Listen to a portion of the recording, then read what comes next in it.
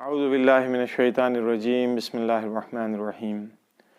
ناظرین کرام، میرے عزیزوں، دوستوں، نوجوانوں، ماہ مبارک رمضان تقریباً ختم ہو چلا۔ 2 دن 3 دن اس سے زیادہ کچھ بچا نہیں ہے۔ ہم نے کیا حاصل کیا نہیں معلوم، لیکن ابھی بھی یہ 2-3 دن بہت امپورٹنٹ ہیں۔ یہ سمجھ لیجئے کہ اگر ابھی تک غافل رہے ہیں تو خواب غفلت سے بیدار ہو جائیں اور ان بچے ہوئے 2-3 دنوں میں اپنی عاقبت سدھار لیں، اپنی زندگی سدھار لیں۔ وہ چیزیں جن سے ہم محروم رہ گئے ہیں حاصل کرنے سے، انہیں حاصل کر لیں۔ ہماری گفتگو حدیث عنوان بصری کے سلسلے میں ہو رہی تھی۔ آج اس حدیث کا اختتام ہوگا انشاءاللہ۔ حدیث آج ختم ہو جائے گی، لیکن یہ سلسلہ جو حدیثوں کا رہا، چاہے وہ حدیث عرض دین عبدالعظیم حسنی ہو یا حدیث عنوان بصری ہو، مجھے معلوم ہے، اس چیز کا احساس ہے کہ یہ موضوع خشک موضوع ہے، لیکن اس سے اچھا موقع ہمیں نہیں ملتا بیان کرنے کا۔ ماہ مبارک رمضان فرصت کا مہینہ ہے اور یہ حدیثیں خود سازی کے لیے ہیں۔ امام علیہ السلام نے، چھٹے امام نے عنوان بصری کو 9 چیزوں کی وصیتیں کیا تھا، جس میں سے 6 چیزیں بیان کی جا چکی ہیں۔ 3 چیزیں کھانے کے سلسلے میں تھی، کھانے پینے کے سلسلے میں، اور 3 چیزیں اس کی حلم اور بردباری، صبر وغیرہ کے سلسلے میں تھی۔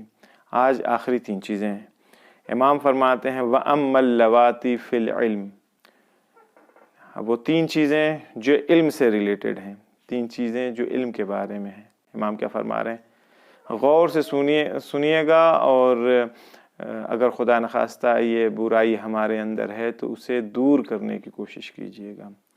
فَاسْأَلُوا الْعُلَمَاءَ مَا جَهِلَتْ۔ امام فرما رہے ہیں کہ علماء سے سوال کرو ان چیزوں کو جن کے بارے میں نہیں جانتے ہو۔ ہم نہیں جانتے ہیں جو چیزیں، اس کی فہرست بہت لمبی ہے، بہت لمبی ہے۔ جو چیز جانتے ہیں وہ سمندر کے ایک قطرے کے برابر بھی نہیں ہے، سمندر میں موجود پانی کے ایک قطرے کے برابر بھی نہیں ہے، لیکن جو چیزیں نہیں جانتے ہیں، نہ جاننے والی چیزیں پوری کائنات کو اکٹھا کر دیجئے تو اس سے بھی کہیں زیادہ ہے جو ہم نہیں جانتے ہیں۔ امام فرماتے ہیں کہ فَاسْأَلِ الْعُلَمَاء، علماء سے پوچھو جو چیزیں نہیں جانتے، جن چیزوں کے سلسلے میں جاہل ہو۔ ہمارا طریقہ یہ ہے کہ ہمیں کہیں شرم آنے ہوتی ہے کہ ہم کیسے پوچھ لیں کسی سے، کیا سوچیں گے ہمارے بارے میں۔ یہ ہمیشہ یاد رکھیے گا کہ جو چیز نہیں آتی ہے، جس چیز کے بارے میں علم نہیں ہے، اس کو پوچھنے میں کبھی بھی شرم نہیں کرنی چاہیے۔ بغیر کسی جھجک کے، بے جھجک ہو کر کے، بغیر ڈرے خوف کیے ہوئے پوچھیے۔ البتہ اس چیز کے ماہر سے پوچھیے۔ آپ علاج کروانے کسی بنیے کے پاس نہیں جائیے گا، کسی پرچون کی دکان والے کے پاس جا کر کے آپ اپنا علاج نہیں کروائیے گا۔ علاج کروانے کے لیے آپ بہترین ڈاکٹر کے پاس جائیے گا، کیونکہ وہ اس فیلڈ کا ماہر ہے، اس چیز کا علم اس کے پاس ہے۔ پرچون کے دکان کا سامان خریدنے کے لیے، کرانہ جنرل اسٹور والے سامان خریدنے کے لیے آپ کسی میڈیکل اسٹور پر نہیں جائیے گا، کیونکہ وہاں نہیں ملے گا۔ گھر بنوانے کے لیے آپ کسی سائنٹسٹ کے پاس نہیں جائیے گا، آپ کو میسن کی ضرورت ہے، مستری کی ضرورت ہے، بننا کی ضرورت ہے، اس سے بنوائیے گا۔ تو ہر فیلڈ کا جو عالم ہے، جو جس چیز کا ایکسپرٹ ہے، اس فیلڈ کے سوال کو اس کے ایکسپرٹ سے پوچھیے۔ اب اس کے بعد جو امام فرما رہے ہیں وہ سب سے زیادہ امپورٹنٹ ہے۔ وَإِيَّاكَ أَن تَسْأَلَهُمْ تَعَنُّتًا وَتَجْرِبَةً۔ اور یاد رکھو، ہوشیار رہو، آگاہ ہو جاؤ کہ کبھی بھی علماء سے ان کا امتحان لینے کے لیے یا ان کو پھنسانے کے لیے سوال نہ کرنا۔ یہ بیماری ہمارے معاشرے میں الحمدللہ بہت پائی جاتی ہے۔ اس بیماری کو خدا را دور کیجیے۔ مولوی کا، عالم کا امتحان لے کے آپ کو کوئی سند اور سرٹیفکیٹ نہیں مل جائے گا۔ آپ کو اگر کچھ نہیں آتا ہے، اپنی جہالت دور کرنے کے لیے پوچھیے۔ مولوی کا امتحان لینے کے لیے، یا خدا نخواستہ ایک میجورٹی میں لوگوں کے درمیان اس کی شخصیت کشی کرنے کے لیے، اس کی توہین اور اس کو رسوا کرنے کے لیے کبھی بھی سوال نہ کیجیے۔ امام منع کر رہے ہیں۔ اگر ہمیں کوئی چھوٹی سی چیز معلوم ہو جاتی ہے، یعنی وہ نہ اصول دین میں ہے نہ فروع دین میں ہے، ایسے ہی حاشیے کی چیزیں، بارڈر والی چیزیں ہیں جن کو جاننے سے ہمارے اوپر جنت واجب نہیں ہو جائے گی، نہ جاننے سے جہنم میں ہم نہیں جائیں گے، ایسی چیزیں ہم فخر کے ساتھ مجمع میں ایسے سوال کرتے ہیں۔ آپ حضرات میں سے بہت سارے لوگ زیارتوں پر مشرف ہوئے ہیں اور مراجع کرام کے حضور میں بھی حاضر ہوئے ہوں گے، چاہے وہ آیت اللہ العظمی سستانی ہوں یا دوسرے افراد ہوں۔ ظاہراً آقا بشیر نجفی سے ملنا بہت آسان رہا ہے سب کا، اکثر لوگ جاتے ہیں۔ بھائی مفتی کے پاس آپ جا رہے ہیں، ایک عالم کے پاس جا رہے ہیں، تو وہاں جا کر کے وضو کرنے کا طریقہ، غسل کرنے کا طریقہ، یہ سوال آپ رسالوں میں موجود ہے، کوئی بھی مولوی بتا سکتا ہے، آپ خود بھی پڑھ سکتے ہیں۔ آپ اگر علماء کے پاس جائیے تو ان کے کم سے کم گریڈ کا سوال پوچھیے، تاکہ آپ کی بھی حیثیت خراب نہ ہونے پائے۔ آپ بہت بڑے مرجع مثلا آیت اللہ العظمی سیستانی آقا خامنہئی سے آپ کی ملاقات ہو، آپ ان سے پوچھیے حضور وہ نماز میں ہم تیسری اور چوتھی رکعت میں ہم کو شک ہوتا ہے تو ہم کیا کریں، آپ بتائیں۔ یہ کوئی سوال ہے ان سے پوچھنے کا؟ عقیدتی سوال پوچھیے، فقہی سوال پوچھنے ہیں تو گہرے سوال پوچھیے، یعنی واقعاً ایسے سوال پوچھیے جس کو انہیں بھی بتانے میں دلچسپی ہو اور سننے والے کے لیے، دوسروں کے لیے بھی فائدہ مند ہو۔ تو سوال بھی سامنے والے کو دیکھ کر کے پوچھیے کہ کیسے، سوال کا معیار کیا ہونا چاہیے، سوال کی کیفیت کیا ہونی چاہیے، یہ بھی بہت امپورٹنٹ ہے کہ ہم کیا پوچھ رہے ہیں، اور یہ بھی امپورٹنٹ ہے کہ ہم کس سے پوچھ رہے ہیں۔ لہذا اس بات کو یاد رکھیے کہ کبھی بھی عالم کی توہین کرنے کے لیے یا اس کا امتحان لینے کے لیے سوال نہ کیجیے، امام منع کر رہے ہیں۔ پھر فرما رہے ہیں وَإِيَّاكَ أَن تَعْمَلَ بِرَأْيِكَ شَيْئًا، اور یاد رکھو، آگاہ ہو جاؤ، ہرگز اور ہرگز اپنی رائے کے اوپر عمل نہ کرنا۔ اپنی رائے کے اوپر یعنی میں تو یہ سمجھتا ہوں، میرا دل تو یہ چاہتا ہے، مجھے تو یہی اچھا لگتا ہے، صاحب میں یہی کروں گا، ہونے دیجیے، شریعت کچھ کہا کرے، وہ سا مفتی کچھ کہا کرے، ان سے ہم سے مطلب نہیں، یہ غلط ہے۔ امام منع کر رہے ہیں، اپنی رائے کے اوپر عمل کرنے سے منع کر رہے ہیں۔ اور کیا کہتے ہیں؟ وَخُذْ بِالْاحْتِيَاطِ فِي جَمِيعِ مَا تَجِدُ إِلَيْهِ سَبِيلًا، اور ایسے راستے جہاں پر تم کو اس چیز کا خطرہ ہو، یا مثلا تم کو راستہ کلیئر کہیں نہیں دکھائی دے رہا ہو، ایک ایسا راستہ ہے کہ تم کو معلوم نہیں کہ تم اس راستے پر جا رہے ہو، مقصد تک پہنچو گے یا نہیں پہنچو گے۔ مثال کے طور پر اس راستے پر جا رہے ہو، یا آگے دو راستوں میں تبدیل ہو رہا ہے، ایک تم کو مقصد پہ لے جائے گا، ایک دوسرا جو ہے، مثال کے طور پر آپ گھر سے نکلے ہیں مسجد جانے کے لیے، آپ کو راستہ نہیں پتہ ہے، آگے جا کر کے کچھ دور کے اوپر راستہ دو حصوں میں ڈیوائیڈ ہوتا ہے، ایک راستہ مسجد کی طرف جا رہا ہے، ایک راستہ شراب خانے کی طرف جا رہا ہے۔ امام کیا فرما رہے ہیں؟ کہہ رہے ہیں کہ ایسی جگہ کے اوپر احتیاط کرو، خذ بالاحتیاط، ایسی جگہوں پہ جہاں پہ تم کوئی فیصلہ نہیں کر سکتے ہو۔ یہ میں نے مثال دی، بہت زیادہ شاید مناسب مثال نہ ہو، لیکن چونکہ بازارو مثال اس لیے دے رہا ہوں تاکہ باتیں ہمارے جوانوں کے سمجھ میں آئے۔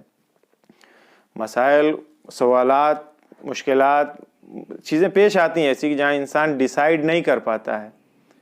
ممکن ہے کہ ہم ایک راستے کا انتخاب کر لیں اور جا کر کے ہم ایک گڈھے میں گر جائیں، ہم کو نقصان ہو جائے اس کا۔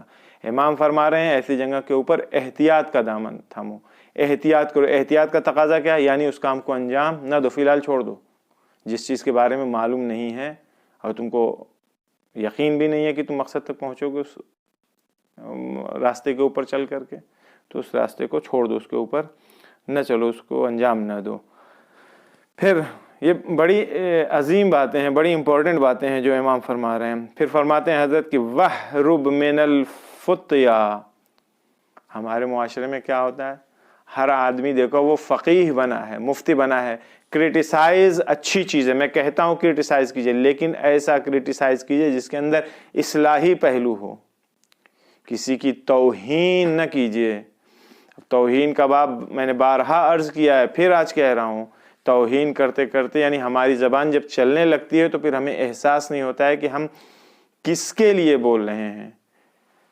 ہم مسجد کے مولوی صاحب مکتب کے مولوی صاحب سے شروع کرتے ہیں توہین کرنا، مکتب کے مولوی صاحب کی توہین کرتے کرتے عادت ہوئی ہماری تو مسجد کے مولوی صاحب کی ہم نے توہین کرنا شروع کیا، مسجد کے مولوی صاحب کی توہین کرتے کرتے ہماری جرأت اور ہماری جسارت جب اور زیادہ جوان ہو جاتی ہے اور زیادہ مضبوط ہو جاتی ہے تو پھر ہم دوسرے بڑے علماء کی توہین کرتے ہیں، اس سے بھی ہمارا دل نہیں بھرتا ہے تو پھر ہم مراجع کرام فقہاء اعظام کی توہین کرتے ہیں، اور اس کے صرف توہین کرتے ہیں کیا مطلب توہین کرتے ہیں؟ امام فرما رہے ہیں کہ وَحْرُبْ مِنَ الْفُتْيَا، فتویٰ دینے سے پرہیز کرو، فرار کرو، بھاگو فتویٰ دینے سے، کیونکہ تم اہل نہیں ہو فتویٰ دینے کے، جس کا کام ہے فتویٰ دینا، فتویٰ اس کے حوالے کر دو، وہ فتویٰ دے گا، تم کون ہوتے ہو فتویٰ دینے والے؟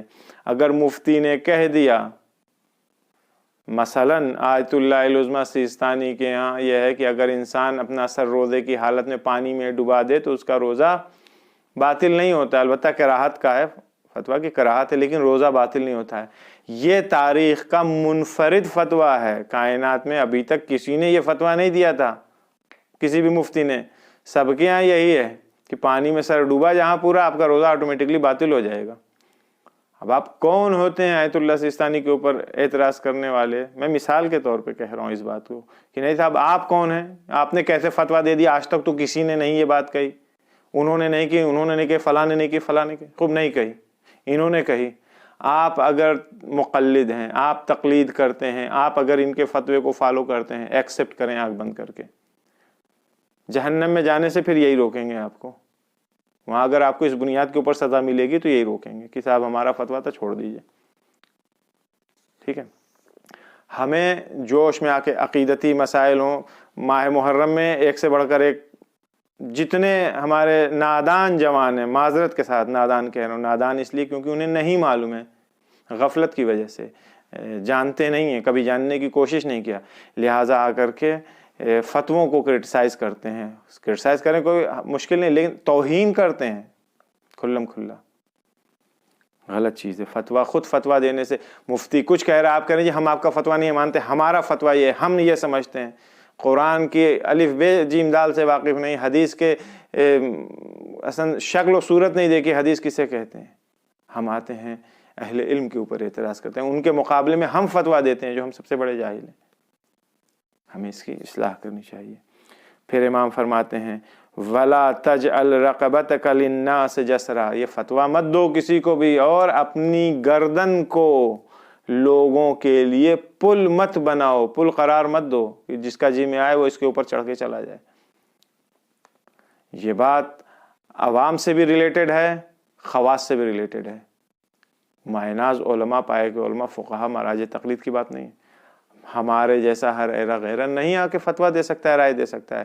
آج میں کسی سلسلے میں اپنی رائے اور مشورہ دوں، کسی نے ہم سے کوئی سوال پوچھا، مفتی کچھ کہہ رہا ہے، ہم کچھ اس کو بتا دیں، یہ کیا ہوا؟ یعنی میں نے اپنی گردن اس کے سامنے رکھ دیا، اس کے اوپر پیر رکھو، جاؤ، جو وارا نیارا ہوگا ہمارا ہوگا، نقصان اس کا ہم کو پہنچے گا۔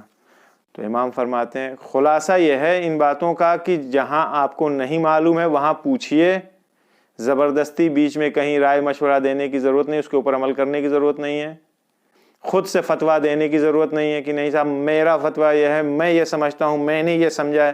تمیز نہیں ہے آپ کو کہ آپ قرآن صحیح سے پڑھنے نہیں آتا ہے، ترجمہ دور کی بات ہے، اس سے معانی مطالب نکالنا دور کی بات ہے۔ یہ میں اپنے جوانوں سے خطاب کر رہا ہوں، زمانہ خراب ہے، گمراہ بہت جلدی ہوتے ہیں، ہمیں سدھرنے میں بہت ٹائم لگتا ہے، ایک سیکنڈ میں ہم گمراہ ہو جاتے ہیں۔ یہ ساری باتیں امام علیہ الصلوۃ والسلام نے بیان فرمائی۔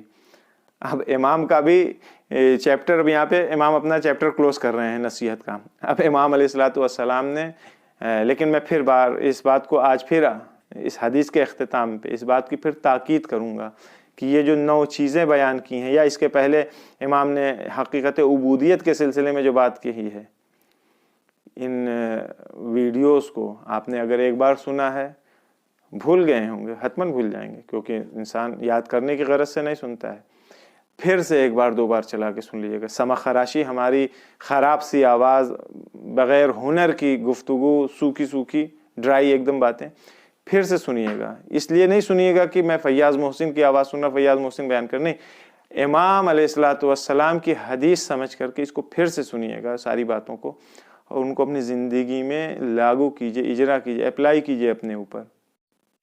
اس کے بعد زندگی کا مزہ آئے گا کہ زندگی کیا ہے، اس کے بعد احساس ہوگا کہ انسان کیا ہے، انسانیت کیا چیز ہوتی ہے۔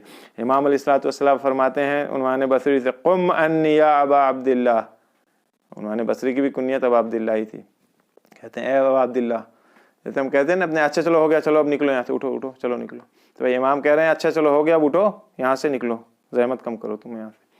فقد نصحت لک، میں نے تمہاری نصیحت کر دیا، مجھے جو کہنا تھا میں نے کہہ دیا، اب تم یہاں سے تشریف لے جاؤ اپنی۔ ولا تفضد علی وردی، اور یہ میرا ورد اور اذکار جو ذکر میں پڑھتا ہوں، ورد کرتا ہوں، ان چیزوں کو ہمارے فاسد مت کرو، خراب مت کرو، یعنی وقت ہمارا برباد کر رہے ہو تم، ان چیزوں کا ہمارا ٹائم تھا، اس سے زیادہ ہمارا وقت ضائع نہ کرو۔ فَإِنِّي امْرُؤٌ ظَنِينٌ بِنَفْسِي، میں ایسا شخص ہوں جو اپنی زندگی کے ہر لمحے، ہر گھنٹے کے لیے کو میں ضائع نہیں ہونے دیتا، اس کا میرے پاس حساب و کتاب ہے، اپنی زندگی، اپنے زندگی کے ہر لمحے اور ہر گھنٹے کے لیے میرا حساب و کتاب ہے، اسے میں یوں ہی ضائع نہیں ہونے دوں گا۔ ان باتوں میں بھی درس ہے ہمارے لیے، وقت کی اہمیت پہچانیں، وقت کی منزلت اور قدر کو سمجھیں، زندگی اور عمر اپنی یوں ہی بیطالت میں واٹس ایپ، فیس بک اور یوٹیوب اور ادھر ادھر کھیل کود پھر بھی غنیمت ہے، فالتو کی کیا کروں، زبان ہماری بھی بازار ہوئی ہے، بےہودہ حرکتوں میں ضائع نہ کریں، اس چوراہے، اس گلی، اس دروازے کھڑے ہونے سے کچھ نہیں ہے، کھیل کود، ایکسرسائز سب کچھ زندگی کا جز ہے، سب چیز کے لیے ٹائم بنائیں، برباد نہ کریں وقت۔ دین سے دلچسپی نہیں ہے، خدا کو صرف واجبات کی حد تک مانیے، میں بھی یہی کہتا ہوں کہ جو واجبات ہیں اسے انجام دیجیے، آپ خدا کو صرف واجبات کی حد تک مانیے، اپنے اندر اچھے صفات، ضروری نہیں ہے کہ آپ حدیث پڑھ کر کے ہی جاتی ہیں، نہیں آپ کو حدیث نہیں سننا ہے مت سنیے، لیکن وہ چیزیں جو دنیا جن اوصاف کو برا سمجھتی ہیں، جھوٹ بولنا دنیا کے ہر مذہب میں ہر انسان کے سامنے برا ہے، سچ بولنا سب کے سامنے اچھا ہے، برائیاں، گالی گلوچ کرنا، نہ جانے الٹی سیدھی حرکتیں کرنا، کوئی بھی ذی شعور ہوگا اس کے سامنے یہ ساری چیزیں بری، اچھی چیزیں اپنائیے، اچھی چیزوں کے اوپر عمل کیجیے۔ بیطالت یعنی آپ کسی بھی فیلڈ میں ہیں، اگر آپ نہیں، آپ کو دین سے بہت زیادہ دلچسپی، میں ملا بننے کے لیے نہیں کہہ رہا ہوں، انسان بننے کے لیے کہہ رہا ہوں، پیغمبر اسلام بھی آئے تھے جانوروں کو، درندوں کو انسان بنانے کے لیے، حیوان صفت انسانوں کو انسان بنانے کے لیے آئے تھے، ہماری بھی ذمہ داری ہے کہ ہم بنے، اگر ہم ان کے ہیں تو ہمیں چاہیے کہ کم سے کم ہم انسان جیسی زندگی گزاریں، دوسرے انسان کے درد کو ہم سمجھیں۔